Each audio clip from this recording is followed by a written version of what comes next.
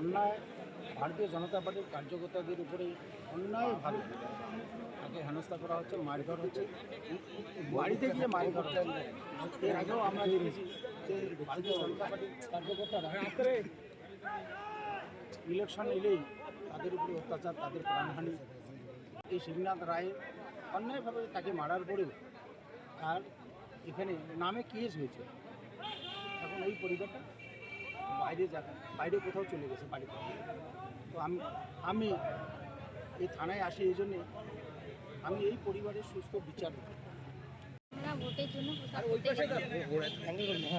প্রচার করতে গেছিলাম। তারপর ওনারা আমাদেরকে প্রচুর গালিগালাজ দিয়েছে আর আমাদেরকে চুলের মুঠি ধরে হেদরায় নিয়ে গেছে। তারপর ছুরি দিয়ে আঘাত করছে, প্রচণ্ড মারধর করছে আর গালিগালাজ দিয়েছে প্রচণ্ড বাজে। তারপর এখন আপনারা কি করলেন তাহলে?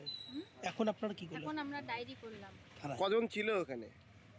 ওখানে ছেলে একটাই ছিল, মারধর যে করছে একাই ছিল ও। তারপর অনেক কয়জন আসে। তারা কি কোন দল করে? ওরা বিজেপি করে। কে আহত হয়েছে বেশি? আমার স্বামী, আমিও ছিলাম, আমাদেরকেও মারধর করছে। কোথায় আছে আপনার স্বামী এখন? আমার স্বামী হাসপাতালে আছে। কি চাইছেন? আমি ওনার শাস্তি চাইছি। কি বললো পুলিশ এখন? পুলিশ কেস নিল, ডায়েরি নিল।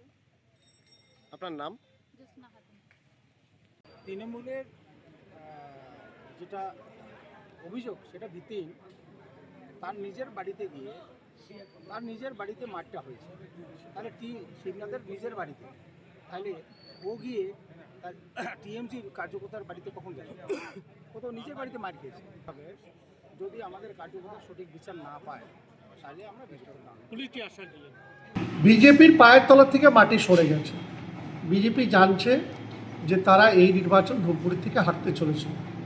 সরকার তৃণমূল কংগ্রেসের প্রতিষ্ঠিত হতে চলেছে। সেই কারণে ওরা একটা সন্ত্রাসের আবহাওয়া শুরু করছে। আমরা প্রশাসনের প্রতি আস্থা আছে। আমরা বলেছি 24 ঘন্টার মধ্যে যদি আসামি ধরা না পড়ে তৃণমূল কংগ্রেস কী আন্দোলন করতে পারে সেটা আপনারা সবাই জানেন। ঘটনাটা কি? তৃণমূল কংগ্রেসে যিনি নেত্রী তিনি প্রচারে গিয়েছিলেন, তার যদি কমপ্লেন কারো থাকতেই পারে, সেই কমপ্লেন থাকলে এমসিসিকে জানাবে। তাদের আইন হাতে নেওয়ার ক্ষমতা কোনো বিজেপি নেতা দেওয়া হয়নি। কোনো যদি নির্বাচনী বিধি যদি কেউ ভেঙে থাকে তার জন্য ধূপগুড়িতে এমসিসি টিম আছে, তাদের কাছে লিখিত কমপ্লেন জানাবে, পুলিশ অ্যাকশন নেবে। কিন্তু ভাবছে যে আইন হাতে নেবে, সেটা যেন ভুল ধারণা করে থাকে।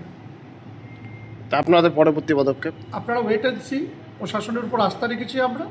যদি প্রশাসন সঠিকভাবে পদক্ষেপ গ্রহণ না করে তাহলে আমাদের যা ব্যবস্থা গ্রহণ করার আমরা করব।